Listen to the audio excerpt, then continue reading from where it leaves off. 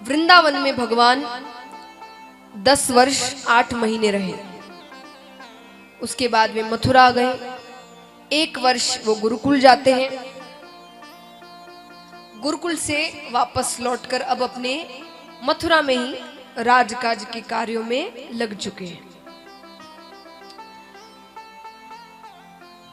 पर अभी भी ठाकुर जी को वृंदावन की, यशोदा मैया की, नंद बाबा की, गोपियों की बहुत याद आती थी। गोपियां, यशोदा मैया ये तो कदाचित अपना दुख आपस में बांट लिया करती थी, पर ठाकुर जी तो किसी के साथ नहीं बांट पाते थे। कहते ना, घर का जो कोई एक जिम्मेदार व्यक्ति होता है जिस पर सब निर्भर होते हैं, वो अगर एक बार टूट जाए, रो दे, कमजोर पड़ जाए तो सारे कमजोर पड़ जाते हैं। तो ठाकुर जी भी किसी के सामने अपना दुख नहीं बांट पाते थे, अकेले घुटते थे। मथुरा में उनके साथ उनके अतरंग सखा रहते थे, उद्धव जी। अतरंग सखा किसे कहते हैं? घनिष्ठ मित्र, बेस्ट फ्रेंड, जिससे कोई बात छिपी ना हो, ऐसा मित्र। हर बात वो जानता है आपके जीवन की, आपका घनिष्ठ मित्र, आप जैसा है, आप क्या कहना चाहते हैं उससे पहले वो समझ लेता है उसे। और उद्धव जी केवल अतरंग सखा ही नहीं थे, वे रूप, रंग, गुण, हर चीज में वे ठाकुर जी जैसे थे, वो उनके जैसे ही दिखते थे। और उन्होंने देवताओं के गुरु बृहस्पति महाराज से शिक्षा ली थी। कहने का तात्पर्य है वो ज्ञान का भंडार थे उद्धव जी। गुण, रूप, रंग सब में वो ठाकुर जी जैसे दिखते थे। वो कई बार ठाकुर जी को रोते हुए देखते हैं, ब्रज को याद करते हुए। वो असमंजस में पड़ जाते हैं कि भगवान किस लिए रो रहे हैं, पर पूछने की हिम्मत नहीं होती कभी। मित्र जरूर है, पर ये तो जानते हैं कि वो भगवान है। अब असमंजस में क्यों पड़ जाते? क्योंकि उद्धव जी में एक कमी थी, बाकी सब में वो ठाकुर जी जैसे थे, सिवाय एक चीज में। उनके लिए सबसे ऊपर, सबसे बड़ा लक्ष्य जीवन का मोक्ष था। ज्ञान, मोक्ष, मुक्ति, कल्याण, वो इसे ही सबसे ऊपर मानते थे।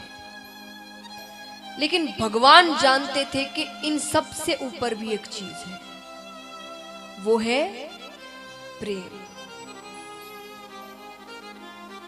उद्धव जी प्रेम को नहीं मानते थे, उनके लिए सबसे ऊपर ज्ञान था। अब देखिए, ऐसे तो भगवान किसी को अपनाते नहीं, उनसे कन्नी काटते हैं। सच में भगवान जल्दी से नहीं अपनाते, उसे धन, दौलत, पद, प्रतिष्ठा देकर उसी में उलझा देते हैं। वो भगवान के बारे में सोच ही नहीं पाता, इन चीजों में उलझ के रह जाता है। लेकिन अगर कोई इन सब के बाद भी भगवान को ना छोड़े, फिर तो भगवान उसे ऐसा अपनाते हैं कि अपने जैसा बना देते हैं। तो ठाकुर जी चाहते थे उद्धव जी में सारे गुण हैं भगवान जैसे, सिवाय एक के, तो वो गुण भी आ जाए। वो प्रेम तत्व को समझे। प्रेम से बड़ा कुछ भी नहीं है।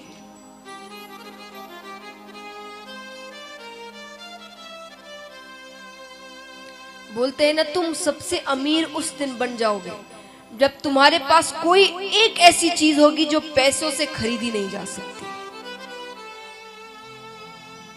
उस दिन असल में हम अमीर होंगे। तो सच्चा प्रेम पैसों से नहीं खरीद सकते। तो महाराज ठाकुर जी ने विचार किया कि प्रेम तत्व समझाना है तो प्रेम की पाठशाला में भेजना पड़ेगा, जहां मैंने प्रेम की शिक्षा ली हो। प्रेम की पाठशाला क्या है? गोपियां, ब्रज, जहां से भगवान ने प्रेम सीखा है। ठीक है, एक दिन राजकाज के कार्यों के बाद शाम के समय अपने कमरे में भगवान बैठे हुए हैं, खिड़की पर खड़े हैं, दूर से वृंदावन की ओर देख रहे हैं एक टक। आज ठाकुर जी को यमुना नदी में उसका प्राकृतिक जल नहीं नजर आ रहा, उस चंचलता से नहीं बह रही हो जो चंचलता जब ठाकुर जी यमुना नदी के तट पर खड़े होकर बंसी बजाते थे, जो चंचलता होती थी यमुना नदी में, आज वो चंचलता नहीं, शांत है। उसका खुद का जल ही नहीं लग रहा। ऐसा लग रहा है यमुना नदी में आज यशोदा मैया, नंद बाबा, ब्रजवासी, गोपियां, उनके अश्रु जल बह रहे हैं। वो रो रो कर पुकार रहे हो ठाकुर जी को। शाम का समय था, ठाकुर जी के चेहरे पर एक अलग सी चमक आ गई। अरे ये तो वही समय है जब मैं, बलदाऊ भैया, श्रीदामा, मुदमंगल, मधुमंगल सब गैया चरा कर घर वापस लौट रहे होते हैं। हाँ हाँ, निश्चित ही वही समय। और महाराज एक बार के लिए भाव ऐसा उठा कि ठाकुर जी भूल गए कि वो कहां है। वो जोर जोर से चिल्लाने लगे, अरे श्रीदामा रुको, मैं भी आ रहा हूं। अरे मुदमंगल मुझे भी तो लेकर चलो। अरे ये गैया इतना धीरे क्यों चल रही है, जल्दी चलो, बड़ी जोर की भूख लगी है। यशोदा मैया आवाज लगा रही होगी। जब ध्यान भटकता है,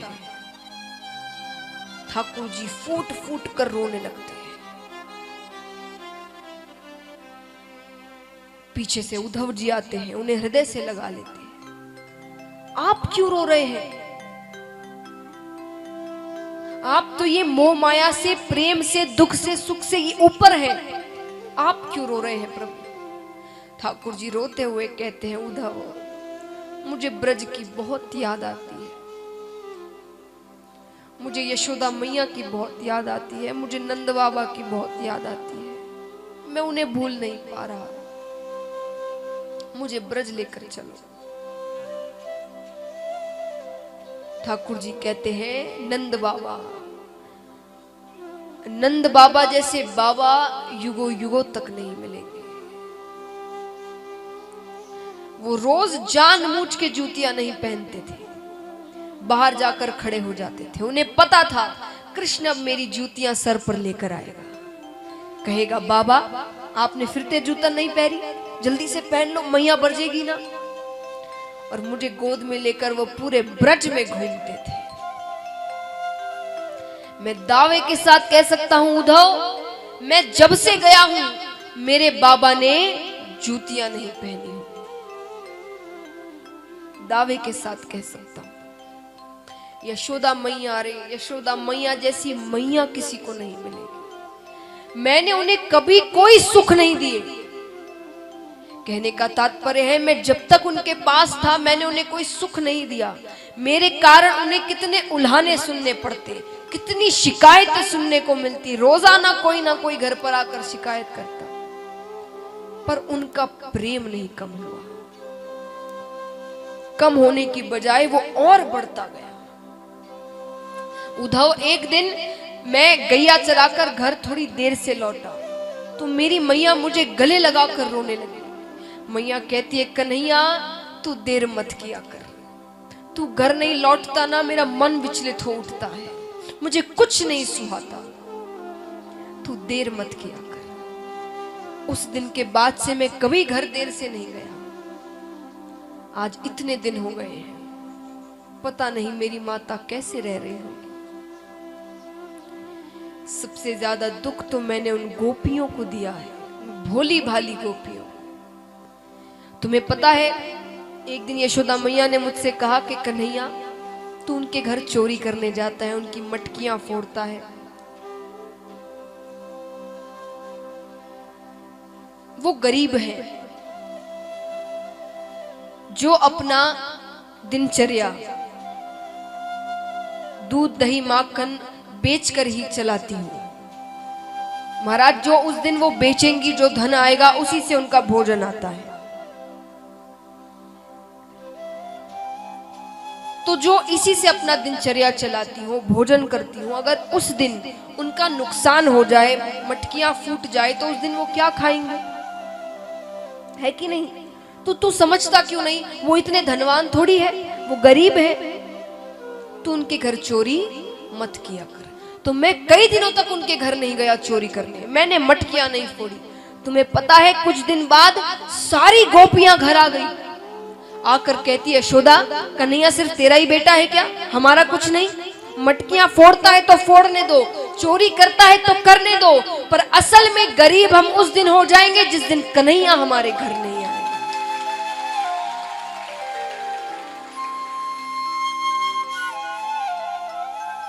भोजन तो हम उस दिन नहीं करते जिस दिन कन्हैया हमारे घर नहीं आते। कभी मत कहना हम गरीब हैं। ये जब तक हमारे साथ है हम सबसे ज्यादा धनवान हैं, और उससे ज्यादा दुख मैंने अपनी राधे को दिया है। कितनी देर तक ठाकुर जी राधे राधे राधे राधे कहकर रोने लगे। उद्धव जी कहते हैं प्रभु, आप उन अनपढ़ गवार ब्रजवासियों को ज्ञान से भी तो समझा सकते थे कि उन्हें मोक्ष की प्राप्ति करनी है। अनपढ़ गवार। ठाकुर जी ने कहा तुम्हें कैसे पता वो अनपढ़ गवार है? अरे प्रभु, वो कहां गुरुकुल गए होंगे? जैसे आप गुरुकुल गए, मैं बृहस्पति जी से मैंने विद्या अर्जन किया, तो वो कहां गए होंगे? उनका काम तो दूध दही बेचना है। ठाकुर जी ने कहा वैसे तो मैं भी 1 वर्ष के लिए ही गुरुकुल गया। 1 वर्ष में कोई कितना सीख लेगा? प्रभु आप तो खुद ज्ञान है, ज्ञान की शुरुआत आपसे हुई है। ठाकुर जी समझ गए ये सही समय है। ठाकुर जी ने कहा उद्धव, तुम मेरा काम करो, मैं नहीं कर सका, तुम ब्रज जाओ। ब्रज जाकर नंद बाबा, यशोदा मैया, गोपियां, उन्हें ज्ञान से समझाओ कि प्रेम कुछ नहीं है, उन्हें मोक्ष की प्राप्ति करनी है। उद्धव जी ने कहा ठीक है, मैं चला जाऊंगा। उन्हें अपने ज्ञान पर भरोसा है, पर मेरे वस्त्र पहनकर जाओ। उन्होंने अपना पीतांबर दिया, कुंडल दिए, मुकुट दिए। तो उद्धव जी ने कहा इनकी क्या जरूरत है? बोले इसके सिवा बात करना तो दूर, कोई तुम्हें देखेगा भी नहीं। इन चीजों से उन्हें एक बार लगेगा कि मैं आ गया हूं, तो जरूर नजर उठाकर तुम्हें देख सकते हैं। ठीक है, जाने से पहले ठाकुर जी सबका हुलिया बताते हैं, कौन कैसा दिखता है, किसकी विरह वेदना किस हद तक होगी, सब समझाते हैं। रास्ते में उद्धव जी विचार कर लेते हैं किसको कैसे समझाना है। सब पूरे विश्वास के साथ जा रहे हैं कि तुम मैं आराम से कर लूंगा। सब अपने स्थान पर बैठ जाए महाराज।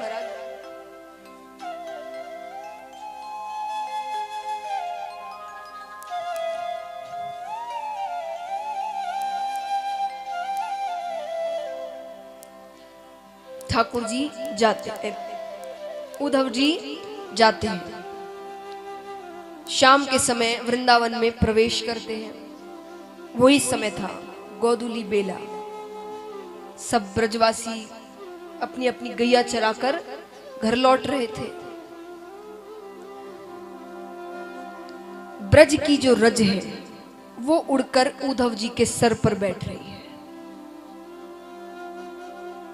ये साधारण रज नहीं है, इसका महत्व देखिए, लीला देखिए। वो ब्रज रज उड़कर उद्धव जी के सर पर बैठती है। सामने कुछ ग्वाले गैया को लेकर जा रहे हैं, तो एक लीला हो। उद्धव जी देखते हैं कि उन ग्वालों के साथ कृष्ण जी और बलराम जी भी हैं। कभी ठाकुर जी एक ग्वाले के कंधे पर हाथ रखकर खेल रहे हैं, कभी गैया के ऊपर जाकर बैठ जाए, कभी नाचने लग जाए, कभी जोर से भागने लग जाए, थोड़ा सा ध्यान बढ़ता है, लीला अदृश्य हो जाती है। ये है ब्रज रज की महिमा। महाराज एक प्रार्थना मैं सबसे करना चाहूंगा, हम आज कोई भी तीर्थ स्थलों में जाते हैं, ब्रज में जाते हैं, हम उसे पिकनिक बनाकर जाते हैं, मस्ती कर रहे हैं, चीजें चिप्स खा रहे हैं, पैकेट वही फेंक रहे हैं, वो ब्रज है महाराज, वहां ठाकुर जी खेले हैं। वो रज साधारण मिट्टी नहीं है, वो ठाकुर जी के चरणों की रज है। उस ब्रज रज में कितने बड़े बड़े संत आज भी जाकर लोटपोट होते हैं, उन वृक्षों से आलिंगन करते हैं, और हम वहां जाकर गंदगी करते हैं। पिकनिक बनाने को भारत में कम जगहें नहीं है, बहुत से स्थान हैं जहां हम पिकनिक मना सकते हैं। तीर्थ स्थलों में भक्ति की भावना से जाएं, पिकनिक मनाने ना जाएं, वहां गंदगी ना करें, सफाई रखें। वो नंद बाबा के चरणों की रज है, यशोदा मैया के चरणों की रज है, गोपियों के चरणों की रज है, ठाकुर जी की लाडली श्री राधे के चरणों की रज है। तो महाराज ठाकुर जी, उद्धव जी आगे जाते हैं, कुछ गोपियां जा रही थी, उनसे पूछते हैं कि भाई ये नंदराय जी का घर कहाँ है? गोपियों ने कहा लगता है मथुरा से आए हो तुम। उन्होंने कहा तुम्हें कैसे पता? मथुरा से आने वाले ही नंदराय जी का घर पूछते हैं, बाकी तो सबको पता है। पथिक, ये जो जल देख रहे हो ना नीचे, हाँ, इस जल के साथ साथ चले जाओ, तुम्हें नंद बाबा का घर मिल जाए। और ये साधारण जल नहीं है, ये जब से कन्हैया गया है तब से नंद बाबा और यशोदा मैया के जो अश्रु जल बह रहे हैं ना, ये वो जल है। तुम मथुरावासी सब कुछ तो लेकर चले गए हमसे, क्या लेने आए हो? रास्ते में जा रहे हैं, वृंदावन की ओर देख रहे हैं, वृंदावन नहीं लग रहा, शमशान घाट लग रहा है। एक एक कोना ठाकुर जी को पुकार रहा हो ब्रज का। घर पहुंचते हैं, आवाज लगाते हैं, नंद बाबा, ओ नंदराय जी। एक साधारण सा जीव मनुष्य बाहर आता है। हाँ, कौन है? मैं उद्धव, कृष्ण का मित्र हूं, नंद बाबा से मिलना है, उसका संदेश लेकर आया हूं। दुबले पतले से व्यक्ति बाहर आते हैं, आंखें अंदर तक धसी हुई, कांपती हुई आवाज, मैं हूं नंदराय। चरणों में गिर जाते हैं उद्धव जी। जैसा ठाकुर जी ने बताया था बिल्कुल मेल नहीं खा रहा। बाबा, मैं आपको पहचान ना पाया, मुझे क्षमा करना, अंदर आओ। बैठाते हैं उद्धव जी को। सफर कर कर आए हो, भूख लगी होगी, मैं भोजन बाहर से लेकर आता हूं, बाहर से लेकर आता हूं। नंद बाबा जाते हैं, सामने ही चौका दिखता है उन्हें, चौके में जाले पड़े हुए हैं, मानो जब से कन्हैया गया है तब से उस घर में भोजन नहीं बना। नंद बाबा आते हैं, भोजन करवाते हैं, फिर कहते हैं अब आराम करो। उद्धव जी ने कहा बाबा थोड़ी देर मेरे पास नहीं बैठोगे? नंद बाबा बैठते हैं, कुछ कहें उससे पहले यशोदा मैया आती है। अरे किससे बात कर रहे हो? उद्धव जी को देखकर एक बार आंखों में चमक आ जाती है। कन्हैया तू आ गया? नंद बाबा ने कहा ये कन्हैया नहीं है, उसका मित्र है, संदेश लेकर आया है। संदेश लेकर आया है? यशोदा मैया ने कहा पता है, बचपन में जब कन्हैया रोता था तो मैं सारे काम छोड़कर उसे गोद में ले लेती थी। आज उसकी माता कब से रो रही है, कन्हैया आ नहीं सकता, उसे समय नहीं है। उद्धव जी ने कहा मैया, कन्हैया को खुद गर्ज मत समझना, वो आप सबको बहुत याद करता है। मैं जब यहाँ आ रहा था तो देवकी माता ने कहा कि यशोदा, मैं नहीं चाहती थी तुझे बताना कृष्ण के बारे में, लेकिन मैं मजबूर हूं। धन्य है तेरे लालन पालन को यशोदा, लेकिन तुमने कहा था कि तुम्हारा कन्हैया बहुत चंचल है, दिन भर खेलता रहता है, उसे खेलने से फुर्सत नहीं है। पर यहां तो वो राजमहल के बाहर भी नहीं निकलता। मैंने आज तक जब से कन्हैया मथुरा आया है, मैंने उसे मुस्कुराते हुए नहीं देखा। तुम कहती हो कन्हैया खाने पीने का बहुत शौकीन है। मैंने एक बार उसके लिए गौरस से बनी एक मिठाई बनाई। पहली बार ऐसा हुआ है, जो थाली आते ही प्रणाम करता था, वो उस दिन थाली छोड़कर चला गया। जाकर उद्धव से कहता है, उद्धव, देव की माता से कहना मेरी थाली में गौरस से बनी कोई मिठाई ना रखे। मुझे यशोदा मैया की याद आ जाती है, मुझे मेरे ब्रज की याद आ जाती है। इससे ज्यादा यशोदा मैया सुन ही नहीं पाई, मूर्छा को प्राप्त हो गई। नंद बाबा उन्हें कमरे में सुला देते। नंद बाबा ने कहा इतनी ही देर वो आराम करती है जब तक मूर्छा को प्राप्त रहती है, वरना पूरे ब्रज में पागलों की तरह घूमती है। लोगों से पूछती है, तुमने कन्हैया को देखा क्या? कन्हैया तुम्हारे घर आया क्या? मैं जानती हूं वो चोरी करता है, वो मटकियां फोड़ता है। तुमने उसे बांध कर रखा है क्या? उसे लौटा दो, वो कभी चोरी नहीं करेगा। उसे वापस दे दो, मैं उसे बांध कर रखूंगी। मेरे पुत्र को लौटा दो। वृक्षों से पूछती है, तुमने कन्हैया को देखा क्या? अरे वो कहाँ है, उससे पूछो, उसकी मैया उसे याद कर रही है। गोवर्धन पर्वत से पूछती है, तुम्हें तो वो बहुत प्यार करता था ना, मुझसे कहता था गोवर्धन पर्वत की पूजा करो, तुमने उसे देखा क्या? कृष्ण कहाँ गया है, उसे लौटा दो, मैं उसके बिना नहीं रह सकती। उद्धव जी को याद आता है, मैं किस कार्य से आया हूं। उद्धव जी ने कहा, नंद बाबा आप बहुत सौभाग्यशाली हैं, कृष्ण आपके यहां जन्म लिया है। लेकिन जिसे आप बार बार पुत्र पुत्र पुत्र कह रहे, वो किसी का पुत्र नहीं है।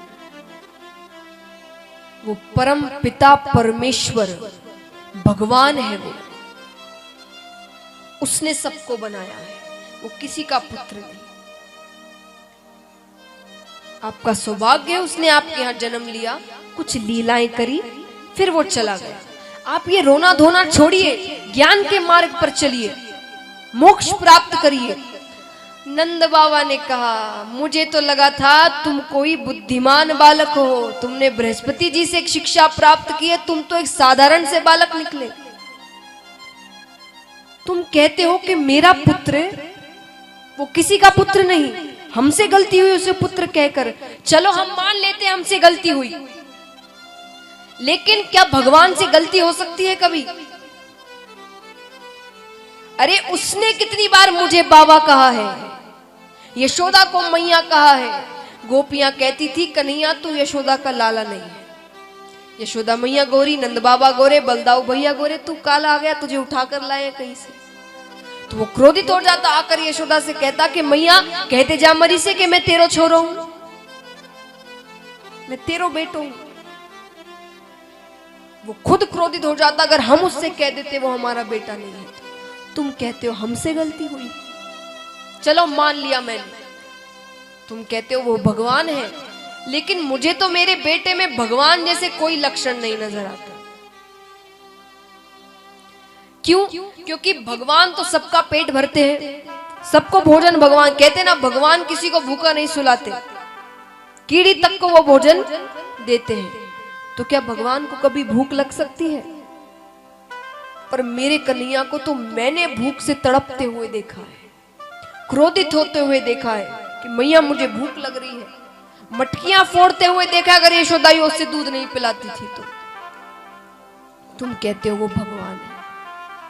भगवान तो धर्म की राह पर चलने को कहते हैं, सत्य की राह पर चलने को कहते हैं ना। मेरा कृष्ण तो बात बात पर झूठ बोलता है। जहां झूठ बोलने की जरूरत नहीं वहां भी झूठ बोलता है, चोरी करता है। तुम कहते हो वो भगवान है। चलो मैंने मान लिया वो भगवान है। भगवान ने हमारे यहां जन्म लिया, कुछ लीलाएं करी, चले गए। तो तुम्हें लगता है इस बात से मेरी विरह वेदना कम हो जाएगी? अभी तक तो मैं यही सोच रहा था कि मेरे पुत्र ने मुझे छोड़ दिया, मेरे पुत्र ने मुझे त्याग दिया, पर तुमने मुझे क्या बता दिया? आज मुझे पता चला कि भगवान ने मुझे छोड़ दिया। भगवान मेरा घर छोड़कर चले गए, उन्होंने मुझे त्याग दिया। ये तो मेरे विरह वेदना में घी डालने के समान हुआ। ये तुमने क्या कह दिया? अब तो जीवित रहने का भी कोई फायदा नहीं। जिसे भगवान ने छोड़ दिया हो वो इस संसार में रहकर क्या करेगा? हम कहते ना हम सब भगवान का अंश है, भगवान हमें नहीं छोड़ते, पर तुम तो कह रहे हो कि उन्होंने मुझे छोड़ दिया। ये तुमने क्या कह दिया उद्धव? नंद बाबा रोते रोते रोते नेत्र बंद कर लेते हैं। उद्धव जी चुप बैठे हैं। कौन कहने आया था, कौन कह रहा है? उद्धव जी कहते हैं इसी तरह रोइए। आप जैसे बाबा के घर में ही कृष्ण जन्म ले सकता है, और किसी के यहां कृष्ण जन्म नहीं ले सकता महाराज।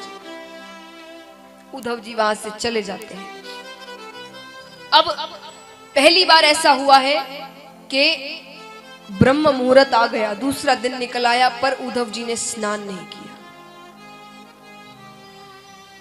आगे चल रहे हैं, देखते हैं पेड़ के पीछे कुछ गोपियां बैठी हैं, आपस में बातें कर रही हैं। अरे ये रथ किसका है?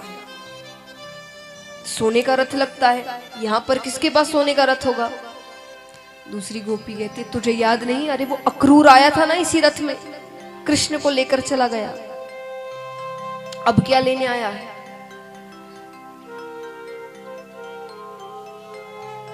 एक गोपी कहती है क्या लेने आया है? मांस लेने आया होगा। तुझे नहीं पता कंस की मृत्यु हो गई है तो श्राद्ध में मांस तो परोसा जाएगा। श्राद्ध में कौन मांस परोसता है? दैत्यों के श्राद्ध में मांस ही परोसा जाता है। ठीक है मांस परोसा जाता होगा, लेकिन ब्रज में मांस कहां मिलेगा? हम तो दूध दही बेचते हैं। बोले ये मथुरावासी बड़े होशियार हैं, ये जानते हैं कि जब से कृष्ण गया है वृंदावन वृंदावन नहीं रहा, शमशान घाट बन गया है। सब मृत ही घूम रहे हैं वहां पर, और अपने स्वाद का भी ध्यान रखा है सबने, क्योंकि सब जानते हैं जो प्रेमी होता है ना उसका हृदय बड़ा मीठा होता है। हम सब कृष्ण प्रेमी हैं, हमारे हृदय को तो पकाने की भी जरूरत नहीं। वो कृष्ण विरह वेदना में पहले ही इतना जल चुका है। दूसरी गोपी कहती है तो अगर वो तेरा हृदय मांगेंगे तो तुम दे दोगी? क्यों नहीं? अरे मामा के श्राद्ध में भांजा भी तो होगा, सारा कार्य वही तो संभाल रहा होगा। वो दूर से देखकर पहचान लेगा ये किस गोपी का हृदय है। हम उसे नहीं देख सकते, हमारे हृदय को तो वो देख लेगा। ये है सच्चा प्रेम, बिना स्वार्थ का प्रेम महाराज। ऐसे भाव है मीराबाई के। मीराबाई एक पेड़ के नीचे बैठी हुई थी, पेड़ पे कौवा बैठा था, आवाज कर रहा था। तो मीराबाई उस कौवे से कहती है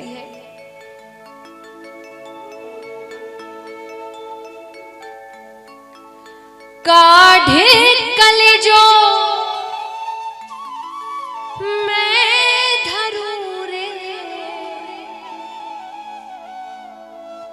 कि काढ़े कलेजो मैं धरूं रे, कागा तू ले जा। कि तुझे बड़ी भूख लगी है ना, तू आवाज कर रहा है, मैं अपना कलेजा निकाल कर देती हूं तुझे खाने के लिए।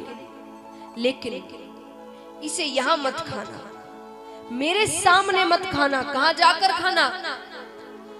कि काढ़े कलेजो मैं धरूं रे, कागा तू ले जा, जाते सा मारो पिया बसे, वो देखे तू खा, जाते सा मारो पिया बसे,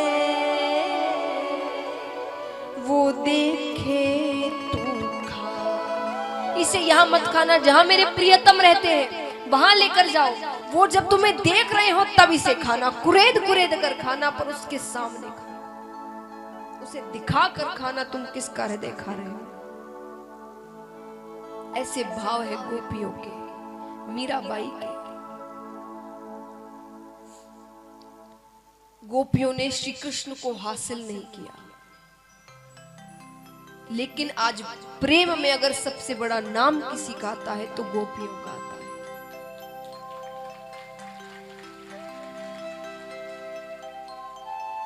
ये सच्चा प्रेम है।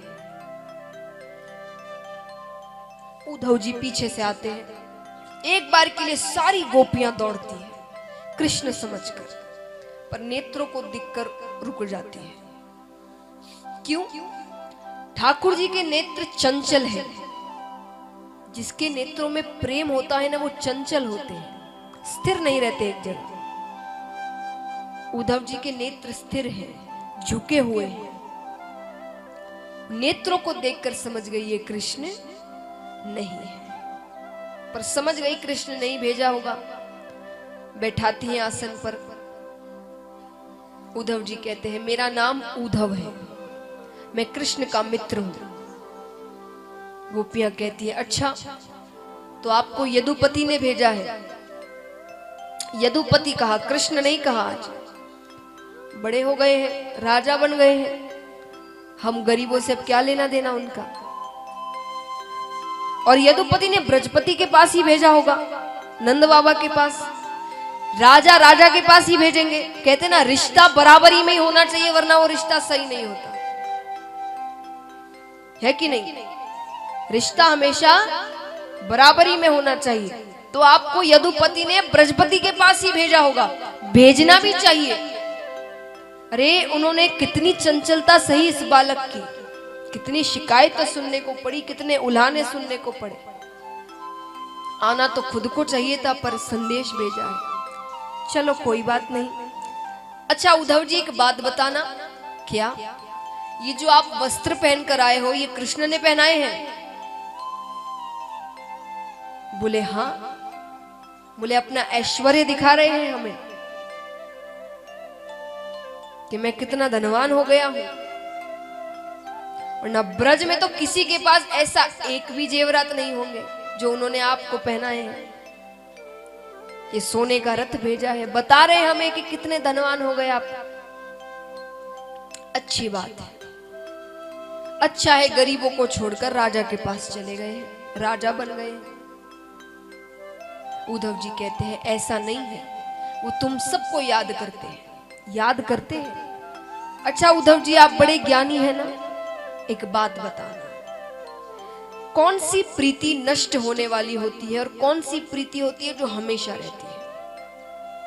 उद्धव जी कहते हैं जिस प्रेम में, प्रीति में स्वार्थ हो, वो बहुत जल्दी नष्ट हो जाती। जैसे भ्रमर कमल के पुष्प के पास आता है, फूलों के पास आता है रसास्वादन करने के लिए उनका, तो जब आता है तो कितना आगे पीछे घूमता है, मानो आओ भगत कर रहा हो, प्रणाम कर रहा हो। पुष्प भी प्रसन्न हो जाते हैं। क्या चाहिए? हमें आपके पराग का रसास्वादन करना है। अब इतना कोई आओ भगत करेगा तो सामने वाला भी प्रसन्न हो जाता है। पुष्प ने कहा जरूर आइए, लेकिन जैसे ही वो पराग का रसास्वादन कर लेता है, उसके बाद वो ऐसे जाता है कि पीछे मुड़कर भी नहीं देखता फूल को। ये स्वार्थ की प्रीति है। स्वार्थ निकल जाता है तो मुड़कर पीछे भी नहीं देखते। लेकिन जिस प्रीति में कोई स्वार्थ ना हो वो जिंदगी भर रहती है। जिसमें हासिल करने का भी स्वार्थ ना हो कि वो अपना बन जाए। तो गोपियां कहती हैं हमने कोई स्वार्थ नहीं रखा। कृष्ण से प्रेम किया तो ये भी नहीं सोचा कि वो बदले में हमें वापस प्रेम करे। ऐसा प्रेम क्या काम का जिसमें स्वार्थ हो कि वो भी तुम्हें प्रेम करे, वरना तुम्हारा प्रेम ही ना रहे। हमने तो कोई स्वार्थ नहीं किया, तो ये प्रीति क्यों नष्ट हो गई।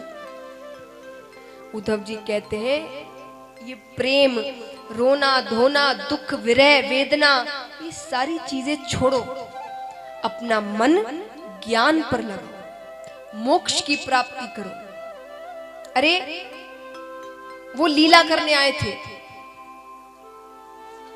उनका कोई रूप नहीं है, वो ब्रह्म है, ना हाथ है, ना पैर है, ना आंखें हैं। आंखें नहीं है तो किसकी आंखों में यशोदा मैया मोटा मोटा काजल डालती थी। हाथ नहीं है तो किसने हमारी मटकियां फोड़ी थी। पैर नहीं है तो कौन हमारी गैया को चराने लेकर जाता था। और उद्धव जी आप कहते हैं मन ज्ञान की ओर लगाओ। मन क्या 10-20 होते हैं? मन तो एक ही होता है, वो कब का कृष्ण को दे दिया। अच्छा एक बात बताइए, कैसी बात? आप कहते हैं मोक्ष की प्राप्ति करो, ज्ञान पर चलो। हाँ, तो ज्ञान मार्ग पर चलने से क्या मिलेगा? मोक्ष मिलेगा, कल्याण होगा, स्वर्ग लोक मिलेगा। गोपियों ने कहा ऐसे मोक्ष को हम ठोकर मारते हैं जो हमें कृष्ण से दूर करते हैं। पहली बार किसी ने मोक्ष को ठोकर मारी। और अगर कृष्ण प्रेम मिल जाए, ये जैसा अभी जिस प्रेम में है आपको लगता है हम दुख में हैं, पर ये प्रेम भी हमें मिल जाए तो हम जन्मों जन्मों तक नरक लोक में रहने को तैयार हैं। उद्धव जी कहते, कभी कहती हो कृष्ण यदुपति है, ऐसा है वैसा है, हमने उससे प्रेम किया वो हमें भूल गया। कभी कहती हो उसका प्रेम मिल जाए तो नरक लोक में रहे। तुम चाहती क्या हो? गोपियों ने कहा यही तो प्रेम है। कार्य को छोड़ो जा सके पर कार्य की कथा ना छोड़ी जाए।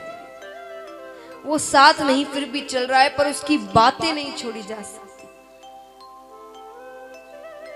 ये दुनिया पागल कहती है, प्रेमी कहती है, अजीब कहती है, पर अब प्रेम हो गया। जिसे प्रेम हो जाता है ना वो समझता है कि प्रेम में कैसे पागल हो जाते हैं। जिन्हें नहीं होता वो समझते नहीं। तो हमें अब दुनिया वालों से कोई लेना देना नहीं है, क्योंकि वो हमारे प्रेम को ही नहीं समझते। गोपियां कहती है उद्धव जी से,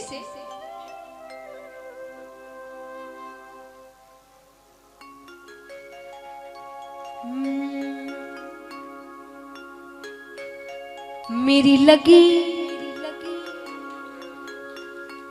ओ मेरी लगी शाम संग प्रीत ये दुनिया, मेरी लगी शाम संग प्रीत ये दुनिया। क्या जाने कोई क्या जाने, क्या जाने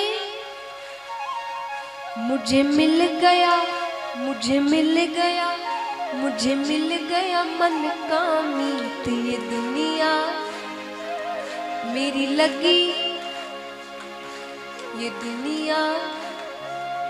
तो जिन जिन की प्रीत लगी उठाना पूरे पूरे हाथ। मेरी लगी, मेरी लगी, मेरी लगी शाम संग प्रीत ये दुनिया। क्या जाने मेरी लगी शाम संग प्रीत ये दुनिया। क्या जाने मेरी लगी शाम संग प्रीत ये दुनिया। क्या जाने मेरी लगी शाम संग प्रीत ये दुनिया। क्या जाने क्या जाने कोई क्या जाने, क्या जाने कोई क्या जाने, क्या जाने कोई क्या जाने, क्या जाने कोई क्या जाने। मुझे मिल गया, मुझे मिल गया, मुझे मिल गया मन का मीत ये दुनिया। क्या जाने मुझे मिल गया मन का मीत ये दुनिया। क्या जाने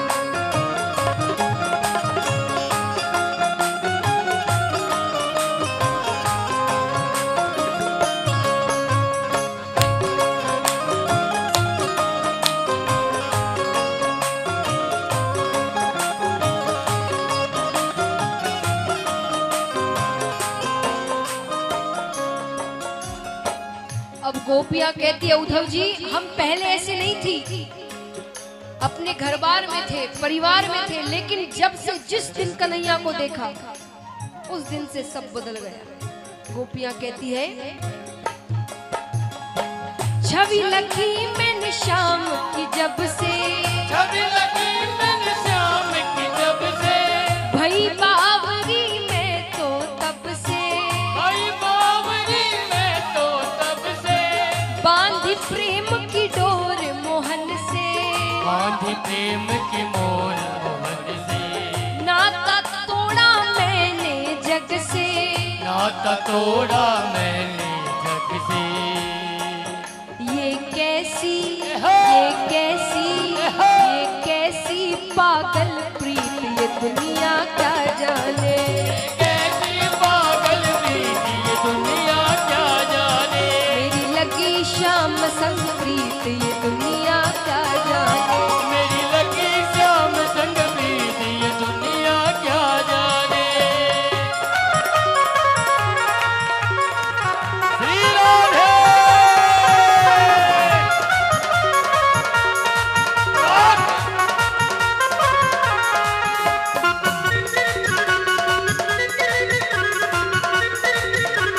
बोलिए राधे रानी की।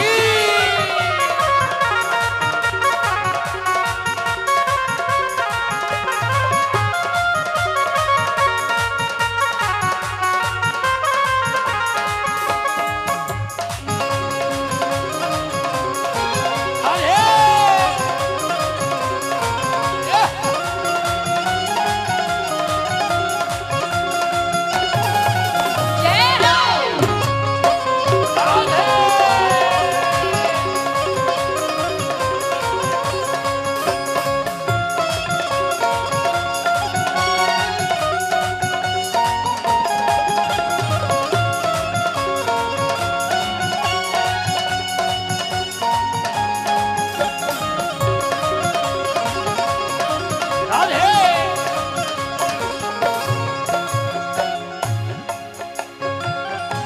और गोपियां कहती है कि उसका रूप ही ऐसा है, व्यवहार से बाद में प्यार हो, हरकतों से बाद में प्यार हो, पहले रूप से प्रेम हो जाता है, ऐसा रूप है। गोपियां कहती है मोहन की सुंदर सूरतिया, मोहन की सुंदर सूरतिया, मन में बस गई मोहनी मूर्तिया, मन में बस गई मोहनी मूर्तिया, लोग कहे मैं भई बावरिया, लोग कहे मैं भई बावरिया, हो जाऊं अब तेरी रे सवरिया, हो जाऊं रे अब तेरी सवरिया। ये कैसी निगोड़ी प्रीत ये दुनिया क्या जाने, ये कैसी निगोड़ी प्रीत ये दुनिया क्या जाने, मेरी लगी शाम संग प्रीत ये दुनिया क्या जाने, मेरी लगी श्याम संग प्रीत ये दुनिया क्या जाने।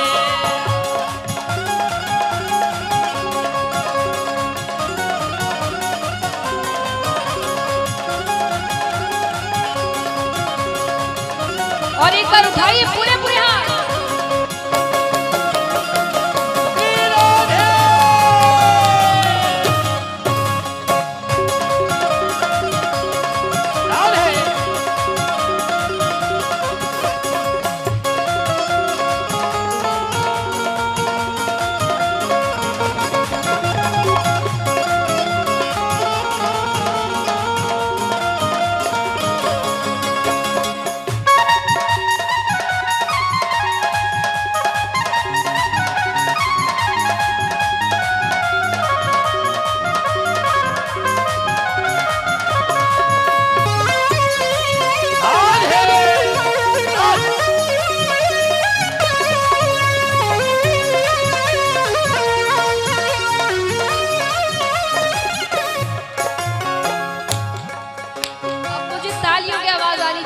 राधे भक्त हैं। अब महाराज ठाकुर जी से जब प्रेम हो जाता है ना, तो कुछ ऐसी चीजें हैं जो हमारे लिए अच्छी होती है, दुनिया वालों को अजीब लगती है। अब मुझे भी कई जन कहते हैं भाई कि बैठे बैठे व्यास पे कितना नृत्य करते हैं, है ना। लेकिन मैं क्या जवाब देती हूँ कि जब से मुझे ठाकुर जी से प्रेम हुआ है उस दिन से क्या हुआ, हरदम अब तो रहूं मस्तानी, हरदम अब तो रहूं मस्तानी, लोक लाज दीनी बिसरानी, लोक लाज दीनी बिसरानी, रूप राशि अंग अंग समानी, रूप राशि अंग अंग समानी, हेरत हेरत रहूं दीवानी, हेरत हेरत रहूं दीवानी। मैं तो गाऊं मैं तो गाऊं खुशी के गीत, ये दुनिया क्या जाने, मैं तो गाऊं खुशी के गीत, ये दुनिया क्या जाने। मेरी लगी शाम संग प्रीत, ये दुनिया क्या जाने, मेरी लगी शाम संग प्रीत, ये दुनिया क्या जाने। क्या जाने कोई क्या जाने, क्या जाने कोई क्या जाने, क्या जाने कोई क्या जाने, क्या जाने कोई क्या जाने। मुझे मिल गया, मुझे मिल गया, मुझे मिल गया मन का मीत, ये दुनिया क्या जाने, मुझे मिल गया मन का मीत, ये दुनिया क्या जाने। मेरी लगी शाम संग प्रीत, ये दुनिया क्या जाने, मेरी लगी शाम संग प्रीत, ये दुनिया क्या जाने। ओ मेरी लगी शाम संग प्रीत, ये दुनिया क्या जाने, मेरी लगी शाम संग प्रीत, ये दुनिया क्या जाने। मेरी लगी शाम संग ये दुनिया। चलिए अभी गोपी उदय संवाद और बचा है तो थोड़ी जल्दी जल्दी आप सब बैठे एकदम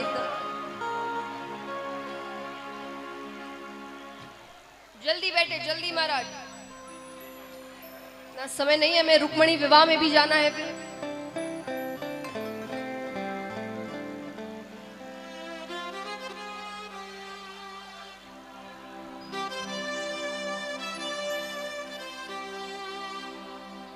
जितनी जल्दी बैठेंगे आप उतनी जल्दी मैं आराम कर पाऊंगी। जल्दी जल्दी जल्दी जल्दी।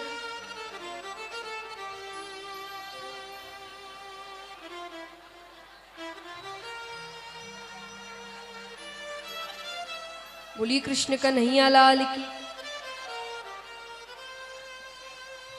सावरिया सेठ की, भक्तवत्सल भगवान की। बैठ गए, मैं आरंभ करूं? शांति से बैठे, जल्दी जल्दी, अब कोई खड़े ना हो।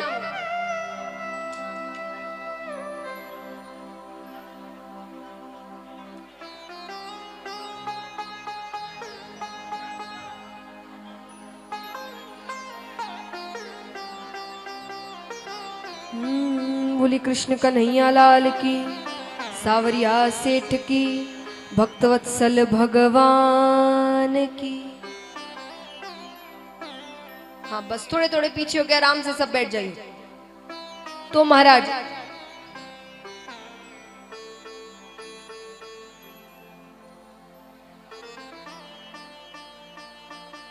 तो यहां पर गोपियां कहती है कि अब तो प्रेम हो चुका और अब ये भी नहीं है कि वो चाहिए कि वो आए हमारे पास। और हम आपसे ये भी नहीं कहते उद्धव जी कि आप कृष्ण से जाकर हमारी शिकायत करना, या हम जो आपसे बातें कर रहे हैं कि वो यदुपति हो गया है, वो ये हो गया, वो कुछ मत कहना उससे। उससे कहना हम सब बहुत सुखी हैं, क्योंकि हम कितनी ही शिकायतें कर ले पर हम उसे दुखी नहीं देख सकते। हम जानते हैं वो हमसे बहुत प्रेम करता है, और उससे अगर पता चल जाए कि हम इतना रुदन कर रही हैं, इतना तड़प रही है, तो वो रह नहीं पाएगा। उससे जाकर ये सब मत कहना, हम जैसे हैं अच्छे हैं, बस उससे कह देना हो सके तो कभी कभार हमसे मिलने आ जाए। अब गोपियां वहां से उठकर थोड़ी दूर जाती है। दूर जाती है, एक बड़ी गोपी बैठी है, वो बड़ी गोपी है राधा जी। गोपियां जाकर कहती है, राधे ये प्राण क्यों नहीं जा रहे हैं? वो तो अब शायद नहीं आएंगे। राधा जी कहती है, नहीं मेरे प्राण तो नहीं जा सकते। उन्होंने जाते जाते मुझसे कहा था कि मैं आऊंगा, मेरा इंतजार करना। मेरे प्राण चले गए और वे आ गए तो क्या कहेंगे, थोड़ा भी इंतजार ना कर सके। मैंने कहा तो था मैं आऊंगा। तो उन्हें देखे बिना ये प्राण तो नहीं जा सकते। अब वहां पर एक भ्रमर आता है। वो भ्रमर और कोई नहीं, ठाकुर जी ही थे। वो राधा जी के सामने आता है। राधा जी जी भर के उसे डांट लगाती है, अपनी शिकायतें करती है। भगवान उस रूप में आकर राधा जी के मन की बातें निकलवाते थे। गोपियां आपस में कह लेती थी पर राधा जी नहीं कहती थी। उस भ्रमर से वो अपनी शिकायत करती थी। उद्धव जी कई दिन वहां रहते हैं। आज उद्धव जी ने वहां ज्ञान को नतमस्तक कर दिया। प्रेम से बड़ा और कुछ भी नहीं है। कई दिन वहां रहे, वापस मथुरा आते हैं। ठाकुर जी कहते हैं अरे उद्धव बड़ी देर लगा दी आने में। उद्धव जी कहते हैं करुणा सिंधु, दयालु, सारे मनगढ़ंत नाम है आपके, खुद ने रखे ये नाम आपने। ठाकुर जी कहते तुम्हें वहां भेजने का कार्य मेरा सफल हुआ। इस लहजे में मुझसे केवल गोपियां बात कर सकती है। इस भाषा में मुझसे केवल गोपियां बात कर सकती है।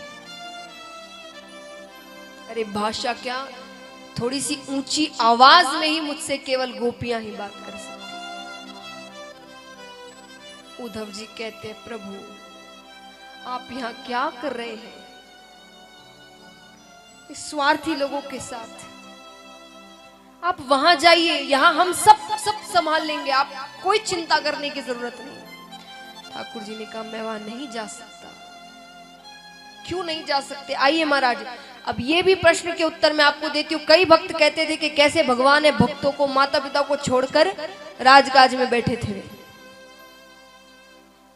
गोपियों के पास नहीं जा सकते थे, माता पिता के, वो क्यों नहीं जा सकते? ठाकुर जी ने कहा तुम्हें क्या लगता है मुझे उनकी याद नहीं आती? उनसे ज्यादा मुझे उनकी याद आती है।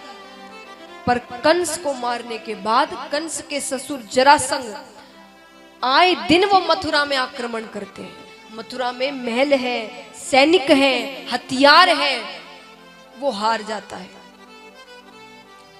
वृंदावन में कुछ नहीं है, भोले बाले ग्वाल बाल है, उन्हें कोई विद्या नहीं आती, ना हथियार है ना सैनिक है।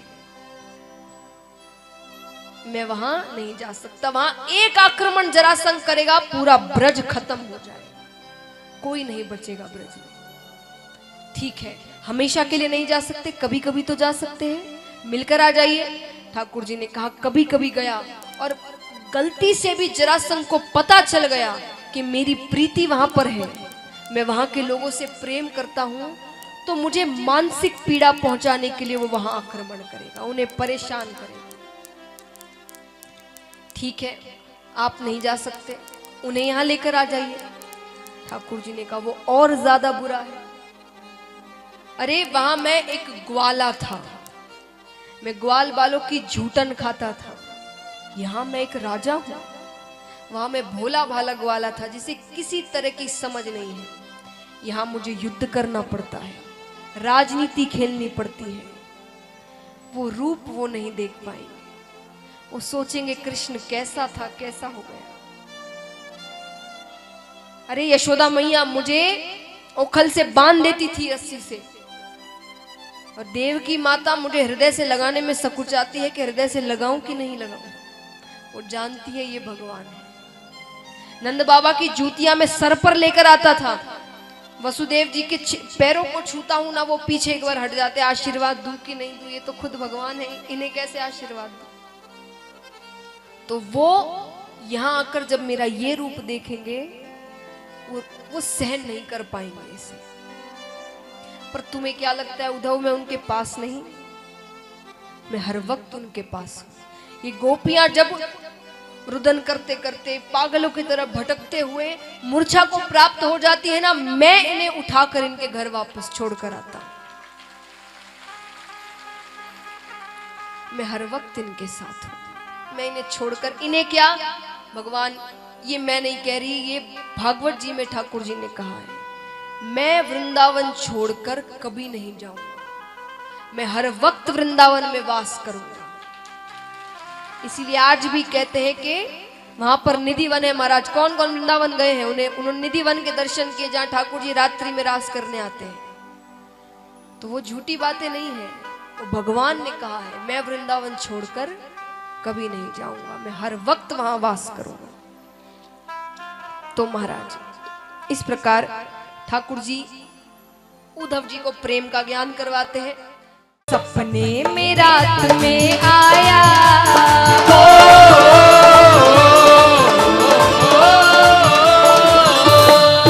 सपने में रात में आया मुरली वाला री, मेरे दिल में बस गयो श्याम जब मैं माला री, मेरे दिल में बस गयो श्याम जब मैं माला री।